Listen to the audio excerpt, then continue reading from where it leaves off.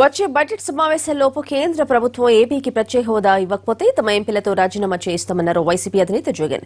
ఉప ఎన్నికలకు వెళ్లి ప్రజామోదంతో గెలిచి తగిన బుద్ది చెబుతామన్నారు. కర్నూలులో నిర్వహించిన వైసీపీ యువ భేరీలో పాల్గొన్న జగన్ సంచలన వ్యాఖ్యలు చేశారు. ఎన్నికలకు ముందు 10-15 ఏళ్లలోపు హోదా కావాలంటూ డిమాండ్ చేసిన వారు ఇప్పుడు మాత్రం మోసం చేస్తున్నారని మండిపడ్డారు.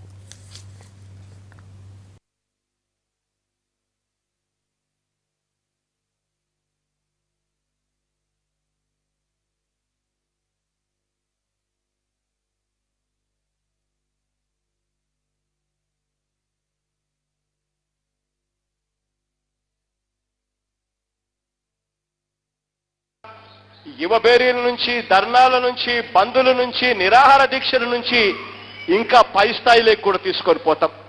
రాబోయే రోజుల్లో ఈ డిసెంబర్లో జరిగే ఈ వింటర్ సమావేశాలు, పార్లమెంట్ సమావేశాల్లో గట్టిగా ఎంపీల చేత పార్లమెంటును స్తంభింపజేసే ప్రయత్నం చేస్తాం. అదెక్కటే కాకుండా ఆ తర్వాత జరిగే బడ్జెట్ సమావేశాల్లో కూడా మన గొంతును వినిపించే కార్యక్రమం చేస్తాం. పార్లమెంటును స్తంభింపజేసే విషయంలో ఎంపీలు ముందుండి స్తంభింపజేసే కార్యక్రమం చేస్తారు. ఇవన్నీ చేసినా కూడా వాళ్ళు వినకపోతే బడ్జెట్ సమావేశాలు అయిపోయిన తర్వాత మళ్లీ వచ్చే సమావేశాలకు ఎంపీల చేత రాజీనామా చేయించే కార్యక్రమం కూడా జరుగుతుందని మాత్రం గట్టిగా చెప్తా ఉన్నా.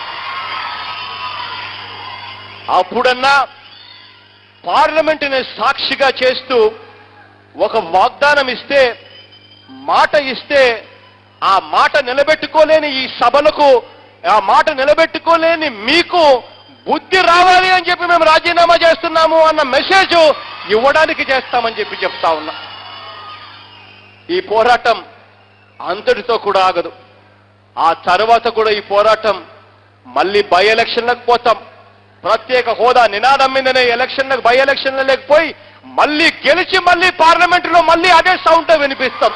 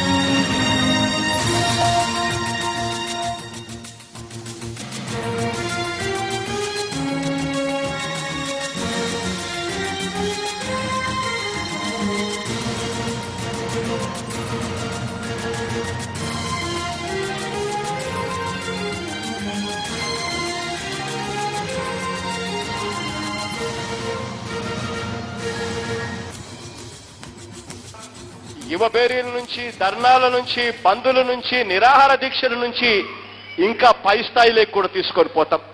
రాబోయే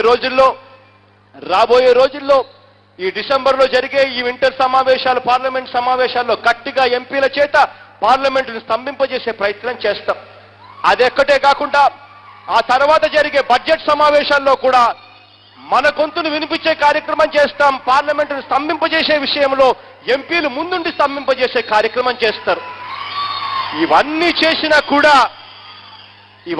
చేసినా కూడా వాళ్ళు వినకపోతే బడ్జెట్ సమావేశాలు అయిపోయిన తర్వాత మళ్ళీ వచ్చే సమావేశాలకు ఎంపీల చేత రాజీనామా చేయించే కార్యక్రమం కూడా జరుగుతుందని మాత్రం గట్టిగా చెప్తా ఉన్నా.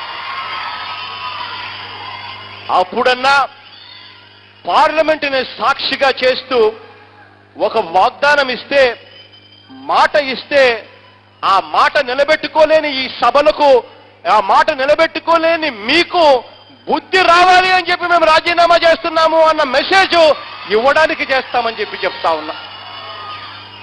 ఈ పోరాటం అంతటితో కూడా ఆగదు. ఆ తర్వాత కూడా ఈ పోరాటం మళ్ళీ బై ఎలక్షన్లకు పోతాం.